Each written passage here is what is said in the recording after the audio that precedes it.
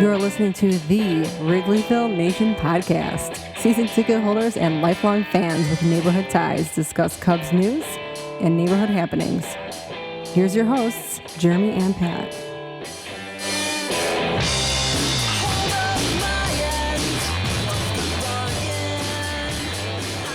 Hello and welcome to the Wrigleyville Nation podcast. This is episode 363 of the podcast. My name is Jeremy Deemer and I'll be your host. And I'm joined as always by my co-host. He's my cousin and he's high atop Wrigleyville tonight. How's it going, Pat? It's going well, Jeremy. Thanks. It is a rainy day in Chicago. Sure was. As we are on our penultimate podcast episode for the 2024 Cubs season. We've got this final homestand to unpack. We'll talk about the Cubs news. The Cubs are officially eliminated from playoff contention on Saturday. We'll get to all of the happenings. We'll talk a little bit about the season as a whole. This is not going to be our full season wrap-up. That will be next week, but we will. How could we wrap up this season with 6 games to go, Jeremy? There's a with lot of 6 games to go. Let's see. Yeah. There's a lot still to be learned. Records to be broken.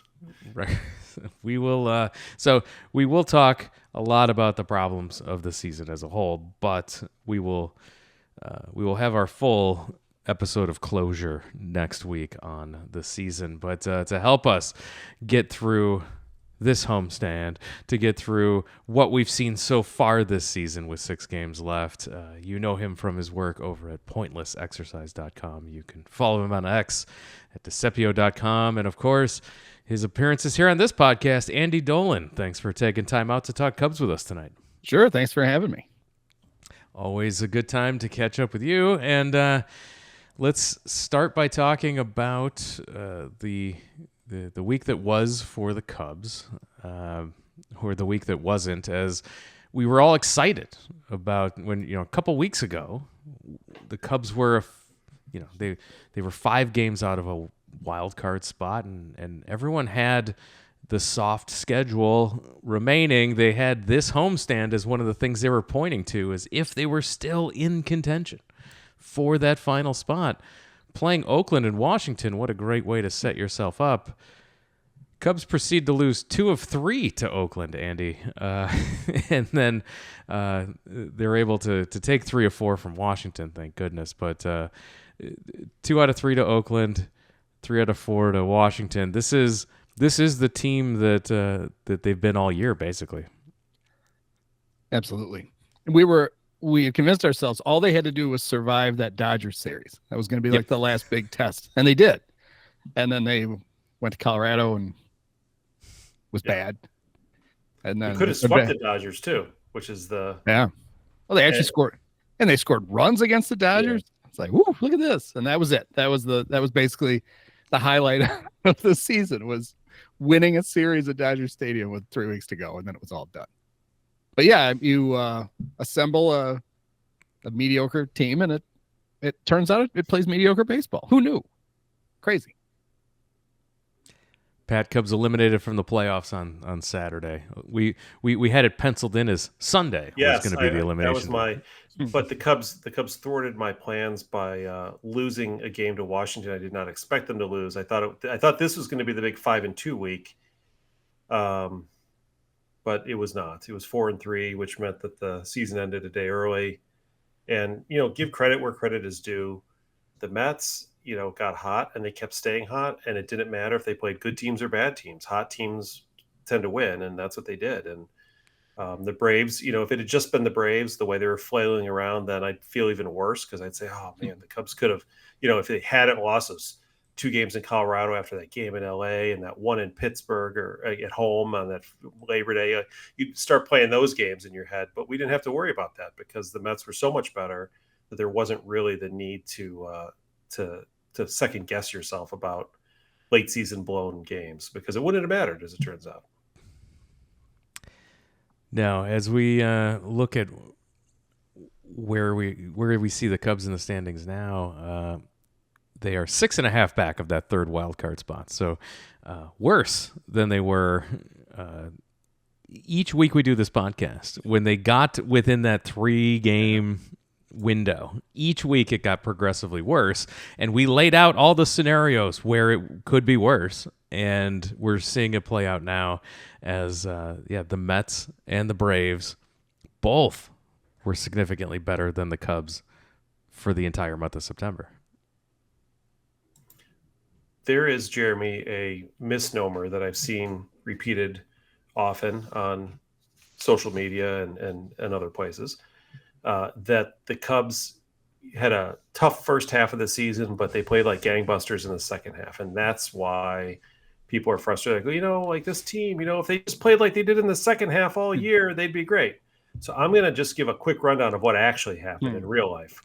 So in real life, in the March-April, that last game day of March and in April, the Cubs are 18-12. They started off quite fine. Thank you very much. Then they went 10-18 in May, 11-16 in June. So for those who say the first half was disappointing, they are correct. It was. The Cubs went from 6 over 500 to 7 under 500. They followed that up by a not so gangbusters 13-12 in July. Then they played well in August. They were 18-8. And they have now at 10-10 in the month of September gone back to sort of mediocrity, as Andy would say. So basically, April and August were their 2 good months, and surrounding that were 2 very mediocre months in July and September, and 2 poor months, which would be May and June. So they did a little of each, in no particular order. Yeah, the only way they could be better at being mediocre would be to have been mediocre every month. Instead, they did it the 2 good months, 2 bad months, 2 months, which is the same as playing 500 baseball basically all year. Like just win every other day all season. You basically would have ended up about where the Cubs are going to. Now, I was going to ask, do we know if they're going to finish with the 5th best record in the National League in the second half? Because 2 years ago that was a huge deal. That was, oh my God, look, the Cubs are coming to the 5th best record in the second half. Last year, with the collapse, they ended up with the 5th best record in the National League in the second half. And it'd be great if they could go for the 3-peat this year. I mean, they could hang a flag. Put a flag, yeah. Oh, it'd be amazing. Well, they are at this point by second half. Now I'm starting with July 1st, so I don't know if that's the exact second half, but starting on July 1st, they are technically 11 games over 500.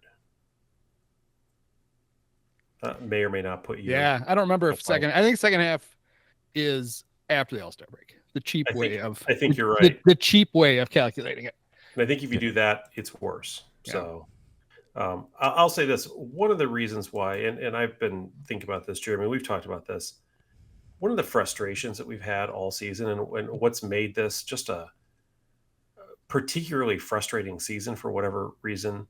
I mean, last year, you would think would have been more frustrating because of the way they collapsed. But actually, for me, the more frustrating season was this year because of that, to Andy's point, it's that win, lose.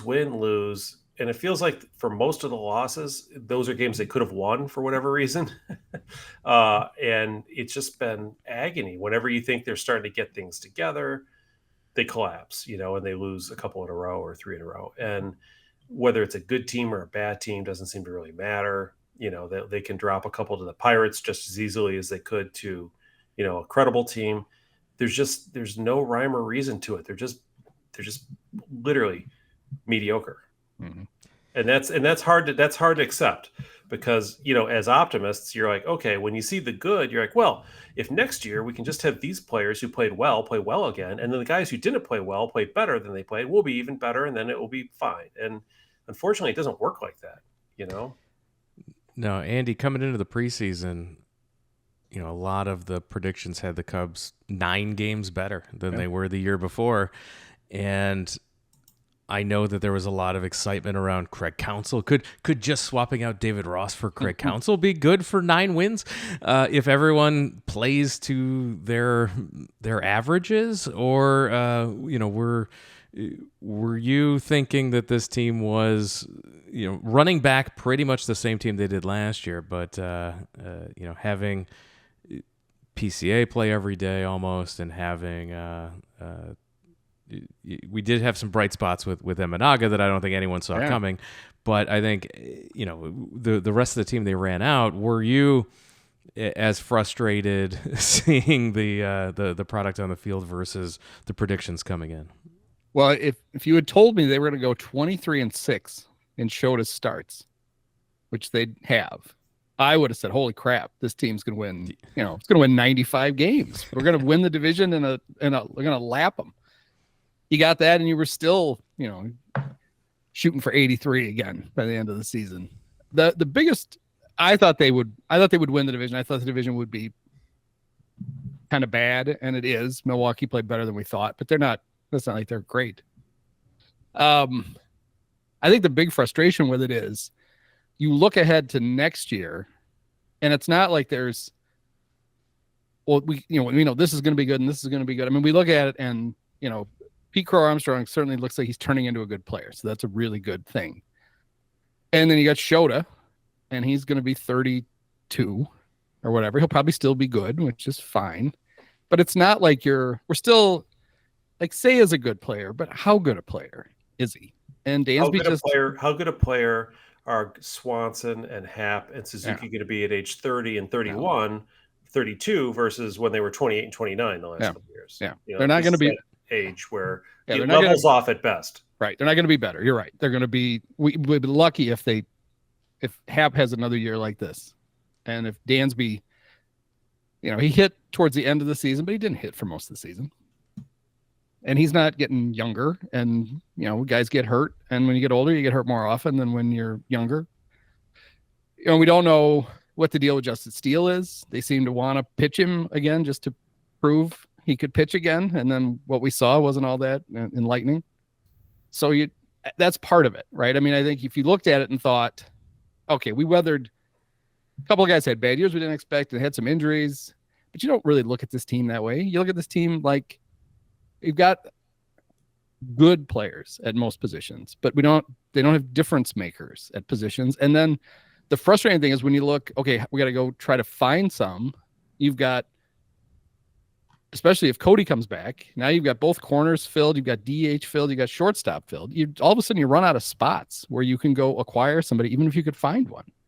And you just kind of feel like they're just going to run most of this back again. And the idea that it's going to be better is, it's not all that exciting.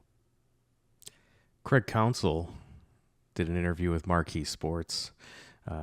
There's some quotes from both Counsell Taillon and Craig Counsell, but Craig Counsell says that the expectations for this team should be 90 wins per season moving forward. And you just laid out a path, Andy, where I don't see how that's possible. I don't see where he's getting the 90 wins from. No, they're going to have to do something really a lot bolder than we've ever seen from Jed. If Jed is still around, there's no reason to think he's not. I proposed last week on my podcast that they take a page out of the busted Celtic playbook and fire Jed and promote Craig.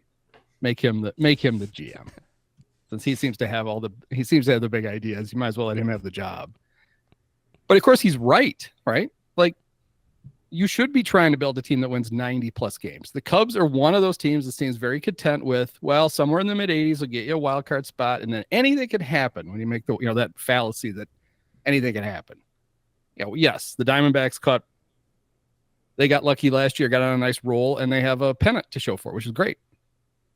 But I thought we learned from the Theo Epstein years that the best way to win a World Series is to actually have the best team. And even then, it's really hard. Yep. So what are you really trying to win if you just think 85 wins is your target? Nothing. You're just trying to sell contention and maybe a couple of home playoff games. And they seem to be content with that. And until they show that they want more than that, I mean, I'm just going to believe that's what they want. And I'm frankly shocked at how willing and capable or willing and able so many Cubs fans are to sort of accept that, though, right? Like this could be an 85 to 86 win team, and we can win a wild card, and to find that to be a satisfying resolution or satisfying perspective, more than I would have thought. And and maybe if you look at it historically, like from 1973 to 1984, the Cubs until 84 didn't finish over 500 a single time, right? So the Cubs were bad. And then they didn't finish over 500 in back-to-back seasons until Jim Riggleman was there, and they barely finished over 500. And then we had the miracle 07, 08, 09 period where the Cubs finished over 500 3 times and went to the playoffs twice in a row, got swept both times, 3 straight. Yep.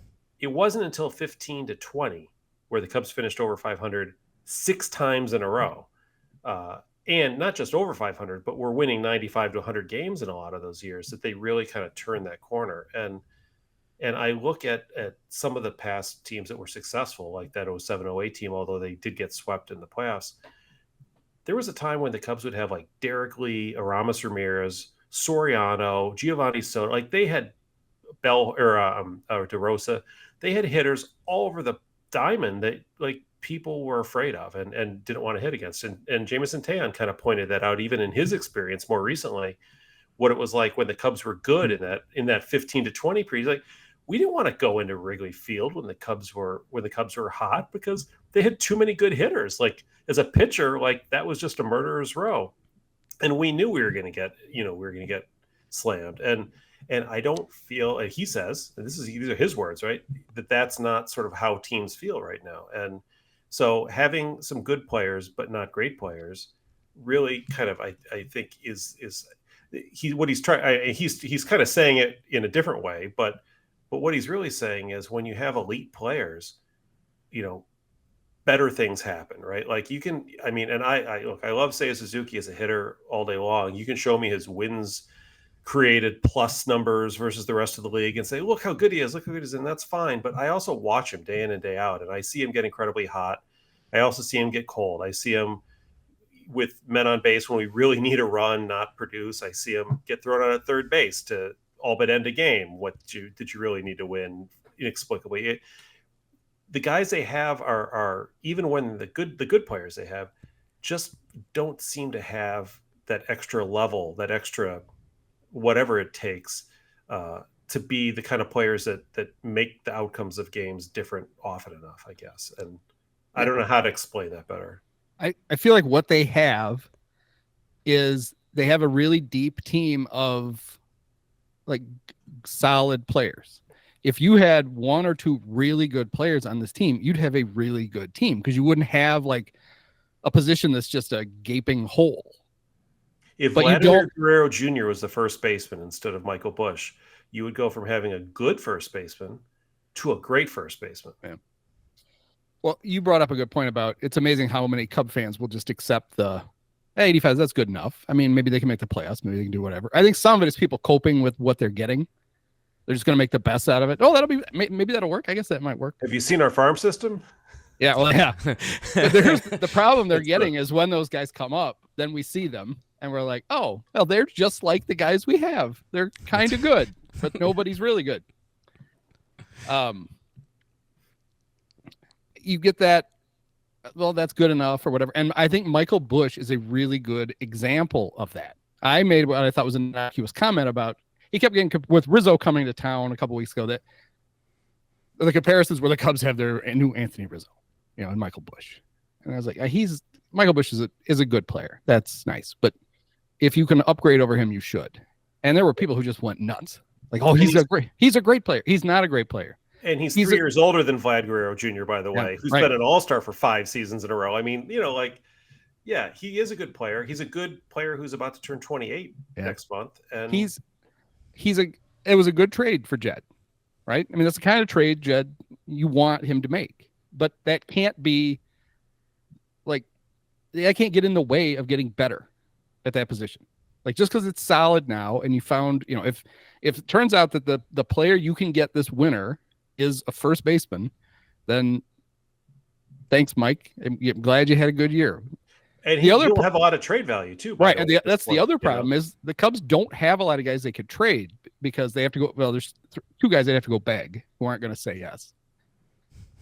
And so you're going to have to trade Busch or Nico Horner or somebody like that just to get a better player because you've locked yourself in. Like, it would have been really nice to have at the trade deadline been able to trade Ian Happ, find a contender who needed a switch hitter. He's a Gold Glover in left, He's a Gold Glover if you don't watch, if you squint. He would have had a lot of value at the trade deadline, and he's got a no trade, so he's got no value. So now you've got him for next year. You've got him the year after that. It's almost a guarantee you're going to have him those 3 years, and you could do better in left field, but you really can't because he was one of the, hey, somebody's finally got to take an extension. Hey, Ian will sign one. Here, it's perfect. Let's go. I'll never understand the need why he got a no trade clause. I'll never understand that. What was his market where he was going to go out and do better without a no trade? He was going to sign that without it, and you just did it. Maybe made it life easier for Jed. One less guy to have to answer phone calls about. The quote from Counsell Taillon, Pat, that you were referencing, says, quote, "I played against those Cubs teams back in the day, and it felt like when you're in the National League Central, we were kind of little guys coming in here, and they were playing bully ball against us, a little bit like star power," Taillon said. "It was scary to come to Wrigley and play.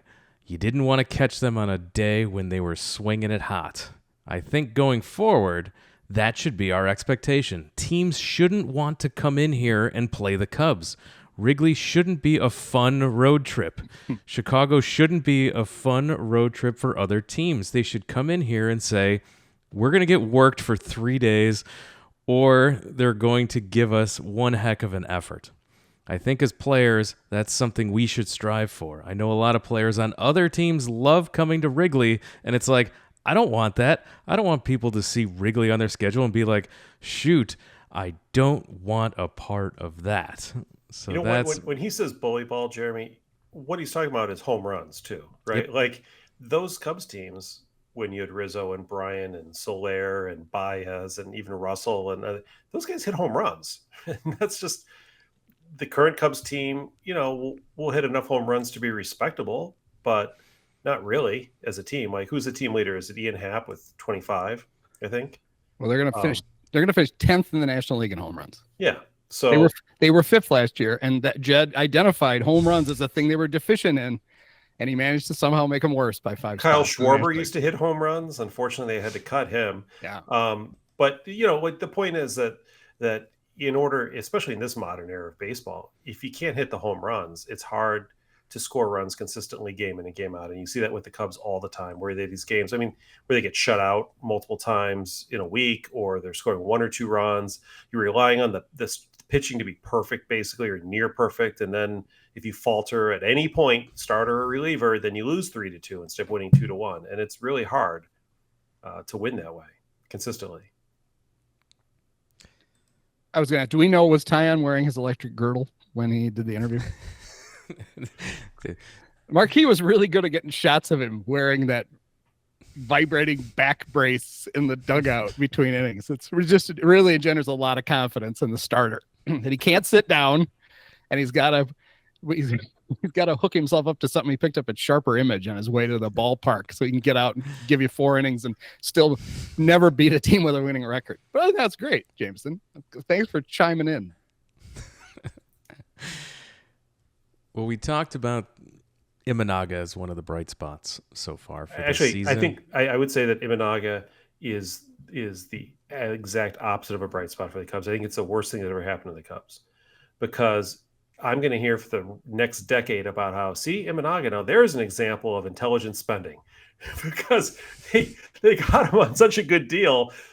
And you're right. Like, they got him cheap, and he played really well, and that's great. And it's great to do that occasionally, but that's not something, it's not a repeatable thing that can happen all the time. In fact, it's the first time it's happened. So therefore, I think that is evidence of that. But every time you mention to somebody, Cubs got to spend money to be good, they're like, well, intelligent spending worked with Imanaga, and we're going to be back in this loop of doom. Yeah, between that and what you mentioned earlier with the fans accepting the mediocrity, the ownership convincing fans that it's good to win the deals and it's good to be under the luxury tax. This is the greatest grift that any ownership can do, is to get the fans to carry water for not winning and saving money. It's unbelievable. Winning a World Series typically requires that you lose deals. And when I say lose deals, it's usually free agent deals, right? It means that you overpay for somebody who puts you over the top. So is it overpaying if it gets you a World Series? Probably not. But, that's how teams win. That's how, when you get Corey Seager and Marcus Semien in the same season, or when you re-sign Juan Soto, or when you're like, you know what, we've got Mookie Betts and we've got these other guys. Let's get Trey Turner, and let's get Freddie Freeman too. And you're like, boy, but that might be more than they're actually worth via WAR over the course of the 7-year deal. And yet, when you win pennants, nobody really cares, do they? It's funny, the intelligent spending thing that Jed pulled out of his ass. Was it last offseason, 2 off seasons ago? Wouldn't really intelligent spending simply be when you pay big money for a player, you get big production out of that player, and it becomes worth it no matter what you pay, as long as you win and that guy puts up big numbers? Not, well, we didn't have to pay very much for this guy and he was just okay, but see, that's a good use of our resources. No, it's not. It would be better to spend a little more money and get a better player, right? Well, or a lot more money. Is you well noted, is you fill up your entire roster and all the positions in your roster with perfectly adequate players, any one of whom could play on a pennant-winning team. However, you can't have a whole team of those guys. Yeah, you've built a roster of guys who could bat 8th for the Dodgers, and all right, that's great. Some of them could bat 6th or 7th on a given, depending if it's a lefty or righty starting. Actually, the Dodgers are a bad example. It's a team that's got basically, they 1 through 4, they're amazing, and then the rest of the lineup is crap. But the first 4 are so good that it's fine. So we briefly mentioned PCA becoming a good player. Pat, I know you've been tracking PCA's progress here as well. I mean, I think people talk a lot about PCA as exuberant Cub fans want to, because he's exciting, as like a 5 or 6, maybe a 7 WAR player, maybe a 1,000 WAR player, who knows? But somebody who's going to be like a game-changing, like Chris Bryant 2016 kind of WAR player. And the advantage that PCA has over most players is that his speed and defense, which are really hard to take away from somebody, are so good that he basically has a baseline, even if he doesn't hit at all, of being basically a 2 WAR. Even if they DH'd him, right, instead of the pitcher, he'd be a 2 WAR player just because of his defense. The question is the bat, and we've seen some progress because, frankly, the first half of the season, he was not. I mean, he was hitting worse than most Cub pitchers of yesteryear, and that has changed and improved. But we still, before he can get to that point where you're like more than, say, a 3 WAR player. But when you start getting to 4, 5, 6 WAR players, what those guys do is they actually hit, and they typically don't strike out 5 times as much as they walk. And my one major concern with him, the one red flag I think so far that we've seen, is that he's got a little hobby in him when it comes to the fact that he's never met a pitch he doesn't like to swing at. His swing rate at first pitches of an at bat is off the charts high, like league leading off the charts high. And he strikes out a lot. And when he had his best month of the season, what was that, in August, when he really was hot, the one thing he did that month is he walked like 8 or 9 times. And in the other months, it's more like 2 or 3. And so he just needs to be able to, I think, be a little bit more selective. And I know he likes being a first pitch hitter, and there's nothing wrong with that as a general rule, but you've got to be effective at it. And I think pitchers are going to, the book on him is going to be out next year, and he's going to have to make adjustments, just like we saw Michael Busch this year make a lot of adjustments. That's going to be the key to his success as to whether he's a 3 WAR player or a 4 or 5 WAR player, which is a big difference, frankly, because a 3 WAR player is everybody else on the team.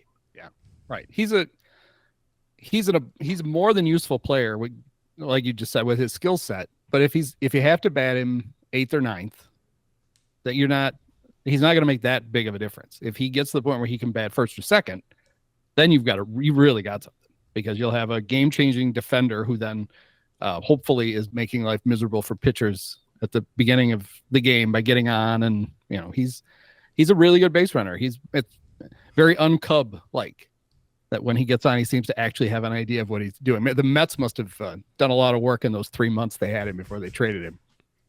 Well, I will say the Mets fleeced the Cubs a little bit, because they got Trevor Williams for him, who's had like 3.7 WAR since the trade and is now the ace starter for the Washington Nationals, as we saw the other day. I'm like, Trevor Williams is 5-0 with an ERA of 2. Well, what's going on there? Yeah, Trevor Williams is at the perfect spot on a team that nothing matters for. Yes. That's exactly where he should be forever. We talked about Michael Bush as well as a positive.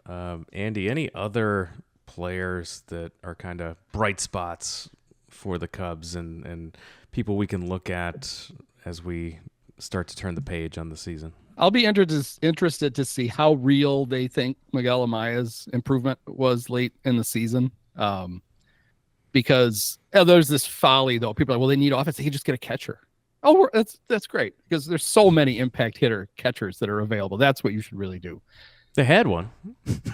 They let him go. Yeah. And not only that, for 3 years, they couldn't figure out what to do or how to trade him. Instead, they just they let the now former manager run his value down by bad mouthing him behind the scenes whenever he could. It'll be interesting to see what they think they can get from him. And then I worry that they're so enamored with their own farm system that in lieu of making a big move, they'll be like, well, we've got Matt Shaw coming, and we've got Owen Casey coming, we've got whatever. And it's like, well, that's great. It would be great. It would be nice to have a surplus and to be able to trade off of that. But you don't have anybody in the minor leagues that projects to be a difference maker. And I think one of the reasons Cub fans get so excited about the minors is that they think that there's another wave of Chris Bryant, Javi Baez, Kyle Schwarber, Addison Russell coming, and none of those guys are that level. They've got useful players in the minors, which is great, but that's what they are. They're like, they could be nice players if they reach their ceiling. They don't have the impact players that you got. Realistically, at least a third of them are basically Almoras, though, right? Yeah, Albert right. Almoras. And that's the thing. Even when you have a long list of prospects, most of those guys don't pan out. They just don't. You need a bunch to have a couple that hit, unless you were the Braves a few years ago, and then every one of them turned out to be good, and then every one of them was more than willing to sign a 10-year contract for $8. Sure, I'll take it. Like, what? The fear, though, you're right, is that they've got some Albert Almoras, some Junior Lakes, some Alcantaras, in that mix, and hopefully they will have a couple guys who are more like Ian Haps or more like Kyle Schwarber's in that group. Guys who are top 100 players. They're ranked 50th. I mean, look at the rankings of the Cub players in that mid-aughts. There were a lot of guys in that range. The guys who we most remember are the guys who were ranked first or second or seventh. Like, those are the guys that made the big difference, because those were the like the kid in Milwaukee, right? Or Merrill and with the Padres, or those guys with the Orioles. Those were the difference makers that came up and were studs, right? And it doesn't appear that any of these guys the Cubs have are necessarily those guys, and that's fine. But you have to be realistic, and you have to figure out, how are you going to integrate them into the lineup in next year and future years? Because the big concern I have is that with having so many positions locked up, not just for next year, but for the next 2 years, some of these guys are going to grow old on the shelf here. They're going to be in Iowa, and they're either going to start playing poorly or they're going to play well, but they're going to get older, and you got to do something with them. You got to either trade them or play them at that point. Yeah. And my big fear, it's fine if you've got a bunch of highly touted prospects, but only a couple of them are going to turn out. My fear is the Cubs themselves don't know which ones are which. Like, they can't, even though you should know your own prospects obviously better than anybody else. We don't have a track record of them identifying this guy's overhyped. So this is a guy we put in a deal to get somebody really good. We don't have that. Even when they hung on to as the World Series core kind of, decayed around them, they couldn't make any like clear-eyed decisions to trade a guy a year before, make the fans mad, but trade a guy that they knew was starting to slide. Hell, they got rid of Schwarber and didn't get anything for him. They just released him. And it's the same guys. I mean, the big news was they fired 4 scouts. Oh, good. They fired some scouts. It did not replace them. No, they didn't replace them. It's not like they said, okay, these guys are bad, we'll get better scouts. They were like, okay, we don't need these guys. Well, that's fine. We'll save some money. With fewer scouts would be fine. Like, part of your advantage as the Cubs is you're a big market team in a division that doesn't have another one.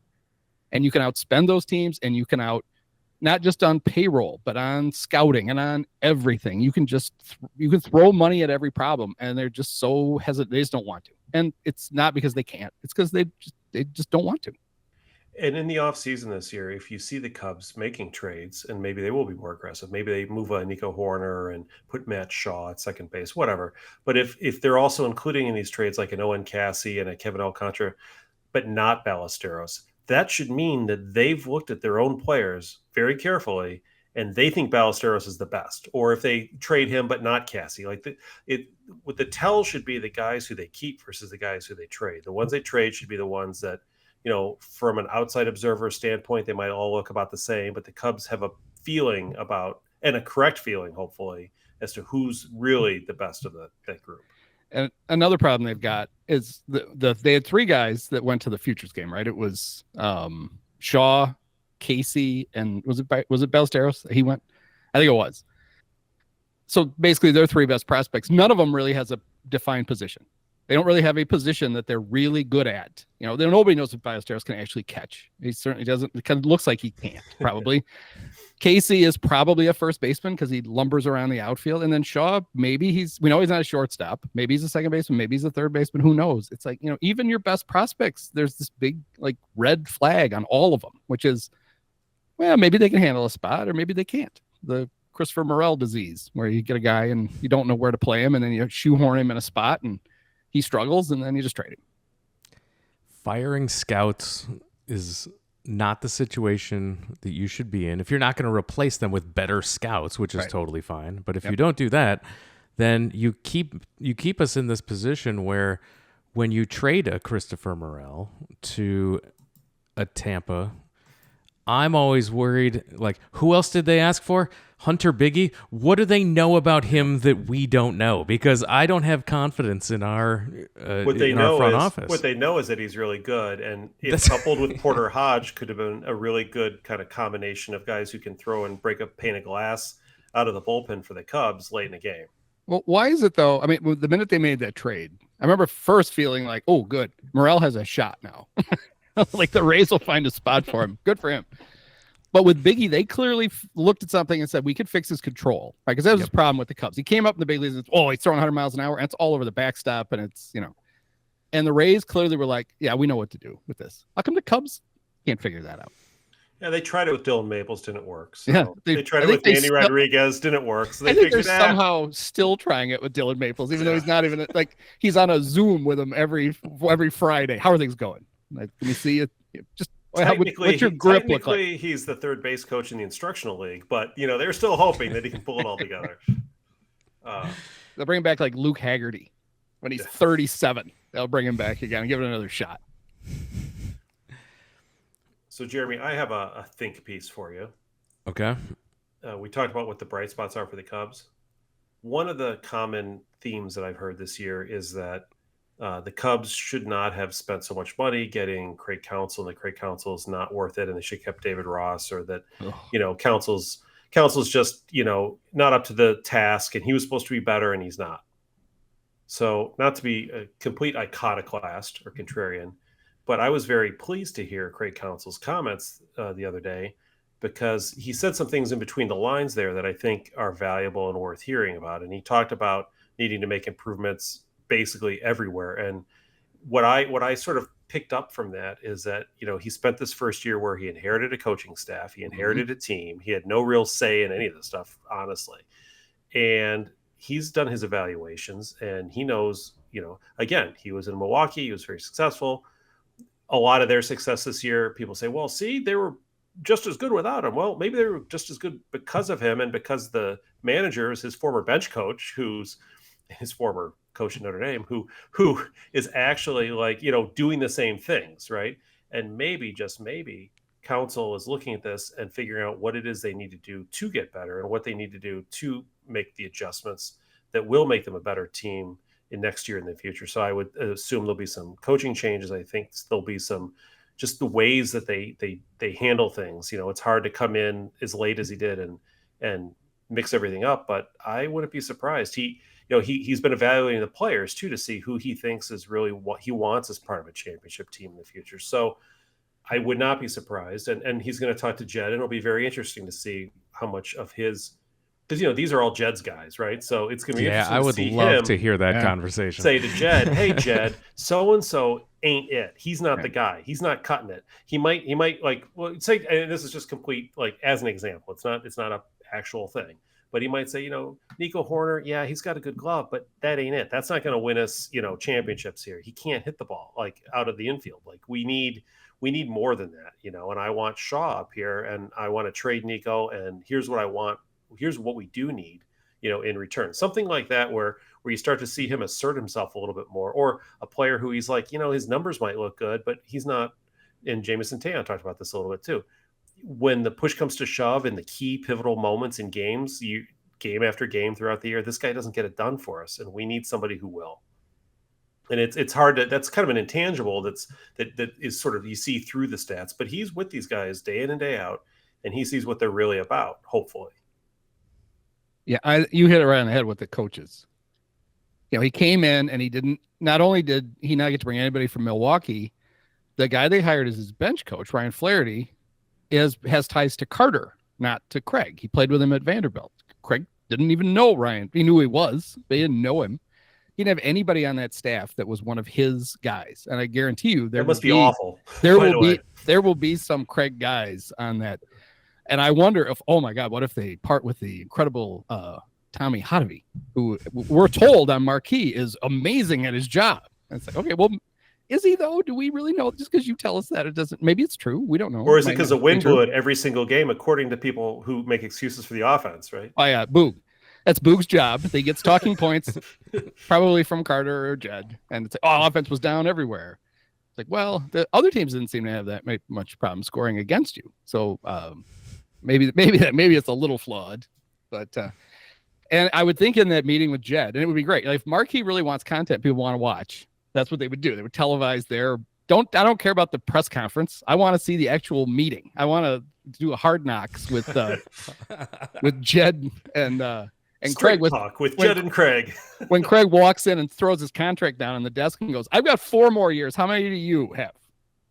Oh, that's right. Maybe 1.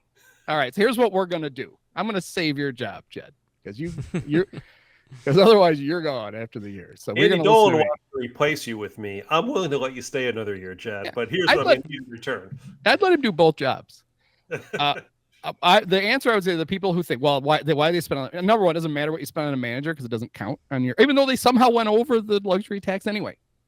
Yeah. After trying strategically to stay under it, they somehow barely went over it. And so they screwed themselves with that imaginary. Trey Mancini's laughing to the bank. Yeah.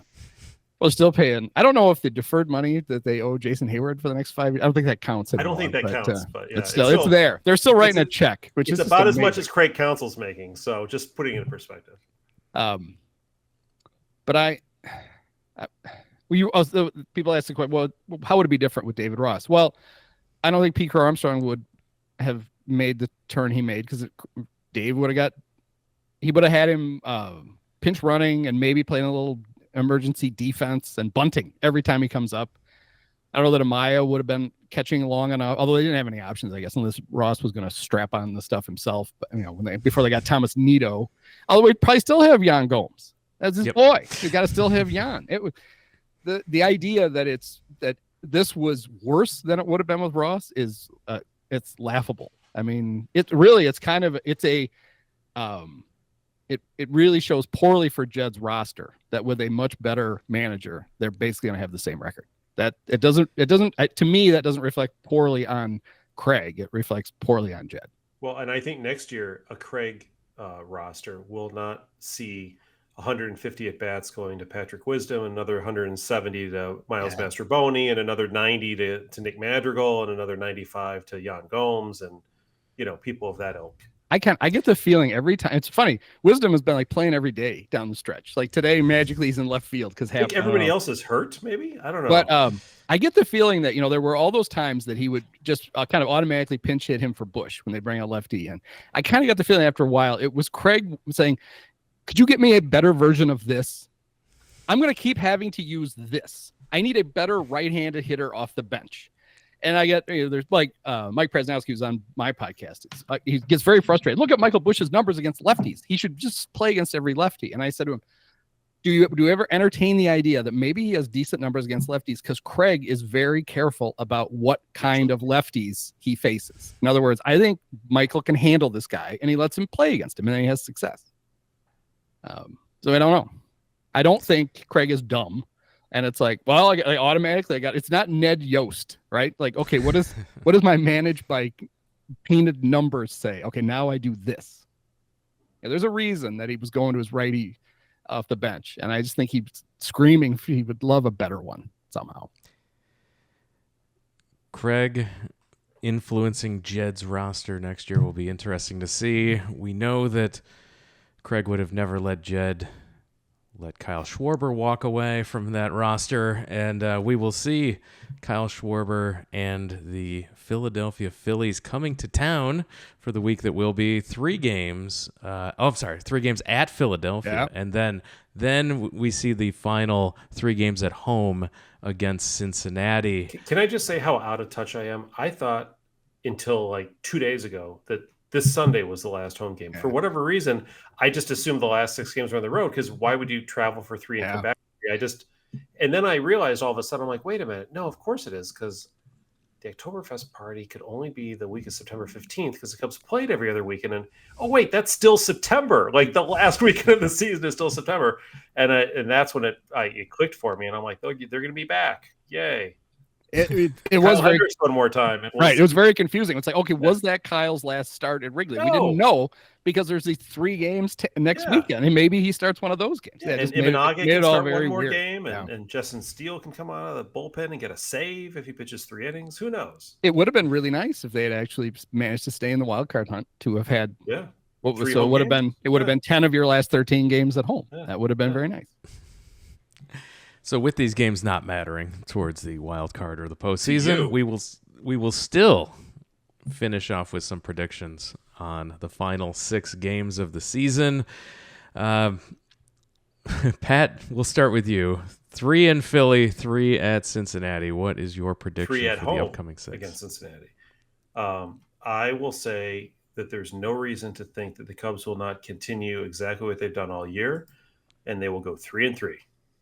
That is, I think we're gonna have. I think we'll have a unanimous play here. Andy, I'll be contrarian, since they don't. Okay. Since it doesn't matter anymore. Even though the Phillies are still fighting for home field in the National League, they're 6-0. Finish the year on an 8-game winning streak. The record will look like, well, and we'll look back later and be like, that team was pretty good, and realize no, they weren't. They just when it was all over, they all started playing well. That was an 86-win team. Come on, Yeah. No, I think this. I think this is a 2-4 week here. Just the way that 1 in Philadelphia. Philadelphia's still doing stuff there, and then Cincinnati's always weird and tough to play, and they always have prospects that are surprisingly good or annoying to the Cubs. So I expect them to drop 2 of 3 there too. So I who was the guy? When he was still playing, I remembered his name. Aristide. Well, remember that guy for the Reds? Yeah, and he's and the Cubs kept throwing him for it took him 9 games to stop just throwing him first pitch fastballs. He kept hitting 500-foot home runs. Yeah. Oh, he really hit that fastball hard. Yeah, just like every other time. Maybe throw him something else. And then the Albert Pujols of guys who aren't any good. Yeah, everybody else in the league threw him nothing but breaking stuff and got him out. But the Cubs just put it on a tee for him every time. That was great. I mean, in fairness, had he been in the American League, the White Sox would have done the same, because they didn't have any scouts whatsoever, apparently, as we found out this week. See if he can hit the fastball. How did he do last week? I don't remember. Let's just do it again. And one last thing I want to say about Schwarber. Do you think Joe Madden walks around in a shirt that says I led Schwarber off before it was cool"? I think he just walks around completely justified in that now. Well, let's finish this podcast how we do every single week this season. Pat, we parachute into 1984, and we take a look at this week in 1984 as we celebrate the 40th anniversary of that Cubs playoff team. How are we towards the end of this 1984 season? Well, we're doing pretty well. Before I get into the specifics of the week that was, because actually it wasn't really that great of a week, but I'll give you a couple other little tidbits here. We saw today or yesterday, I think the stat came out that Nico Horner became the first Cub to steal 30 bases or more in consecutive seasons since 2000 and 2001, when Eric Young Sr. pulled off the feat. Remember that? EY. Yeah, EY did it. Well, what they didn't probably note is that in 1984, the Cubs had not one but two players who stole 30 or more bases, and both of these players did it in consecutive seasons. Ryan Sandberg did it from 82 to 86 all the way through, and Bobby Dernier, part of the Daily Double, did it in 84 and 85. So friend of the show. That's how much extra speed the Cubs had in those days. Isn't Bobby Dernier like the greatest guy ever? Yes, absolutely. Yes, yeah, yes, he is. I was at having met him, I can tell you he's just an awesome guy to talk to, just totally down to earth. So in my younger days, I was at a Cub convention. It was a Friday night at Kitty O'Shea's, and I was still young enough looking. I was in the bar, and I somehow ended up with Keith Moreland and Bob Dernier, and they acted like they knew who I was. And they were signing autographs for people, and people started handing me stuff thinking that I must be some, and I signed some things until a guy gave me a baseball that had like Ryan Sandberg's autograph on it. I wouldn't sign it because I'm not doing that. I'll sign your stupid little, your little past. Who cares about that? I'm not signing that.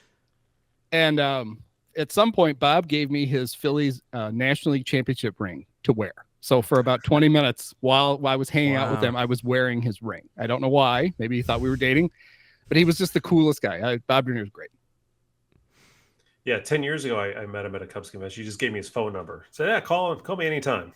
Like, I will. He was the first player or former player we had a guest on this podcast, and he was also a good sport. Like, who is your least favorite manager, least favorite umpire? Like, he was more than happy to answer all the questions you throw at him back then. Speaking of the old days, in 1984, this past week, the Cubs did something they'd never done in team history. They surpassed the 2 million attendance mark for the first time ever. Now, of course, if they don't get 2.7 to 3 million, they have to like cut their best players. I got to fire more scouts. Fire more scouts.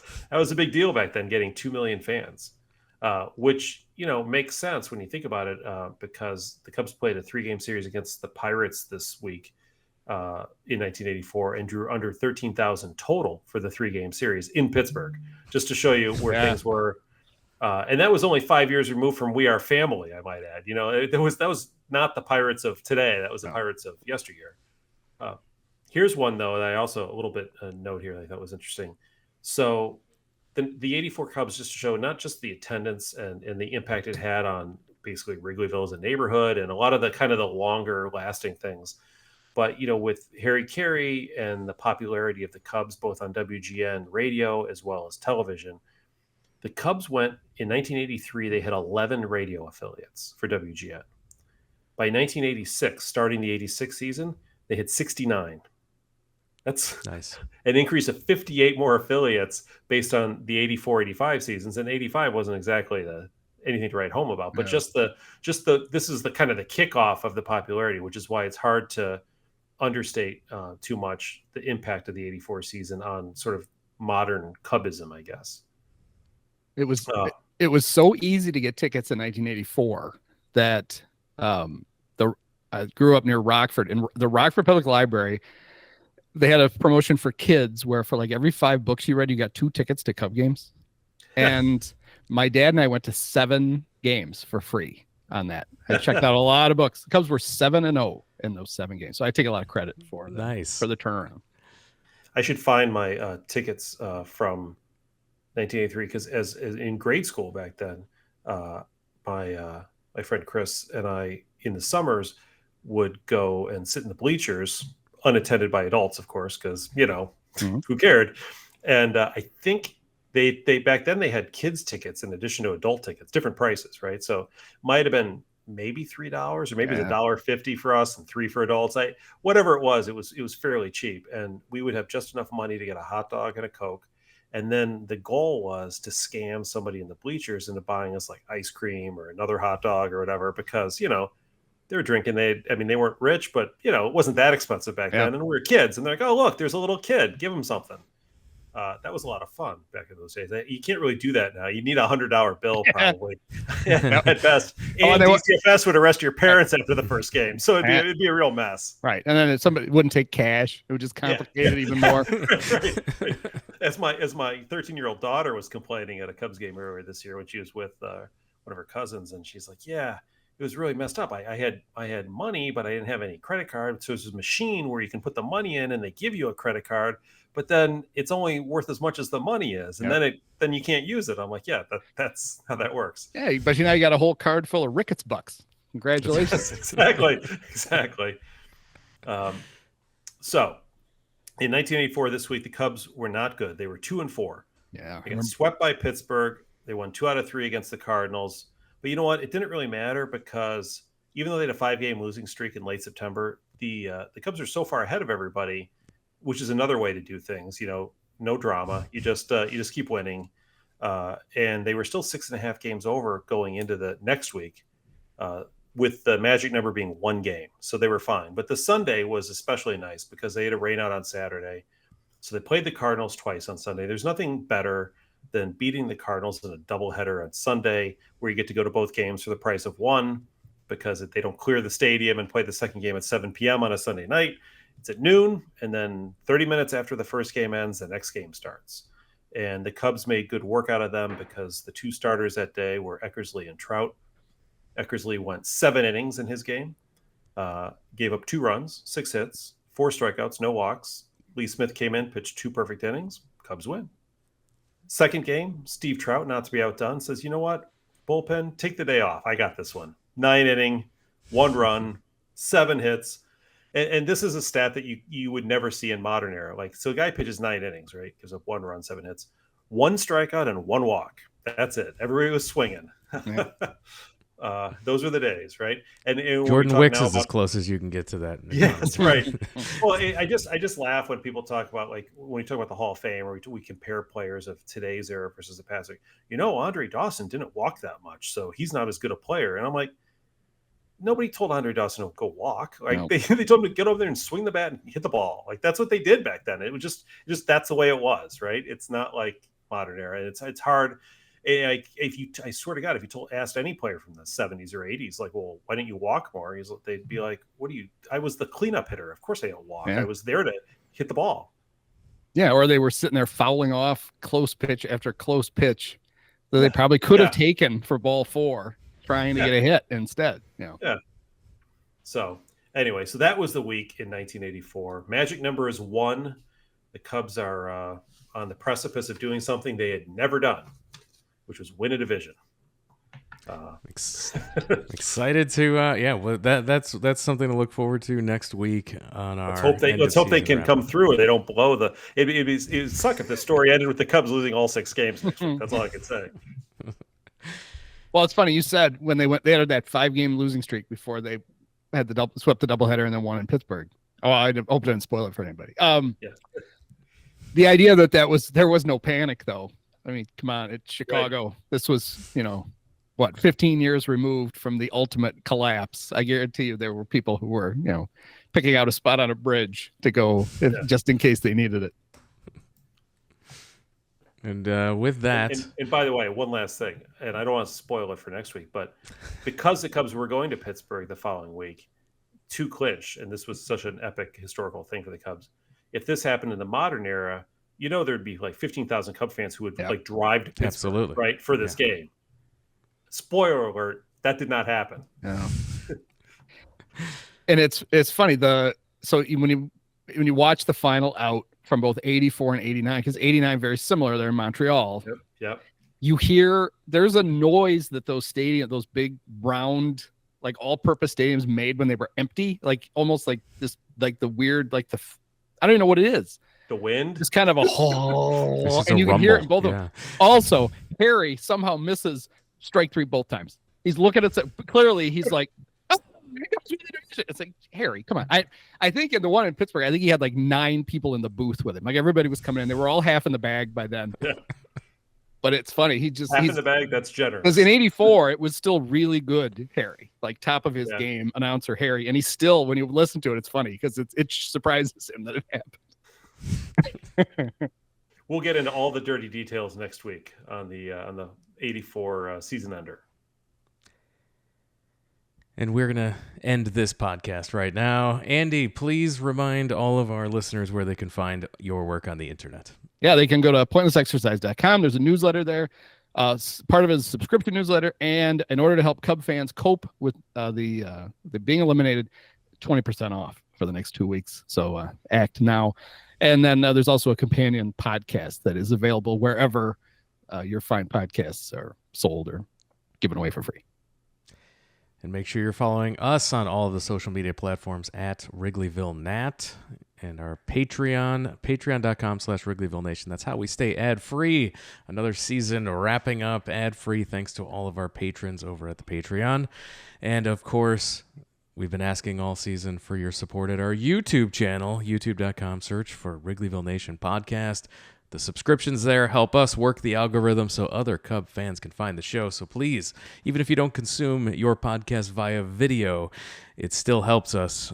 So please go over there and give us the subscribe. And tell your Cub fan friends about this podcast. And make sure even though the Cubs are out of contention, stay subscribed here because the content still keeps flowing here even during the off season. So do not unsubscribe. Keep that here even though the Cubs are out of it. And we are going to wrap it up for this week and call it a podcast. Pat, thank you for joining us. Thank you, Jeremy. Thanks again, everyone, for listening. We'll talk to you again next time.